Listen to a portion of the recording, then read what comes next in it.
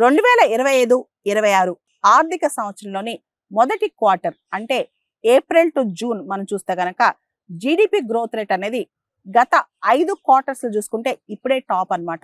ఇప్పుడు అంటే April to June GDP growth rate 7.8% చూపిస్తుంది.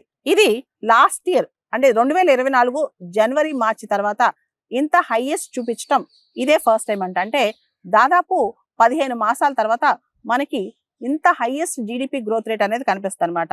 5 క్వార్టర్స్ అంటే దాదాపు 15 నెలల తర్వాత మనకి జీడిపి గ్రోత్ రేట్ అనేది 7.8% నమోదైంది. ముఖ్యంగా దానికి కారణం manufacturing sector, construction sector, services ఇవన్నీ కూడా. రీసెంట్ గా మినిస్ట్రీ ఆఫ్ స్టాటిస్టిక్స్ మరియు ప్రోగ్రామ్ ఇంప్లిమెంటేషన్ వాళ్ళు ఈ డేటా రిలీజ్ చేశారనమాట. ఈ డేటాకు సంబంధించి మన చీఫ్ ఎకనామిక్ అడ్వైజర్ అనంత నాగేశ్వరన్ గారు ఒక స్టేట్మెంట్ ఇచ్చారు. ఓ పక్క అమెరికా టారిఫ్ల బరువు, ఇంకో పక్క ఎక్స్పోర్ట్ సెక్టర్ లో చాలా అన్సర్టెనిటీస్ ఉన్నాయి. అయినా కానీ మనం ఇంత స్ట్రాంగ్ గా ఒక గ్రోత్ రిజిస్టర్ చేసుకున్నాం.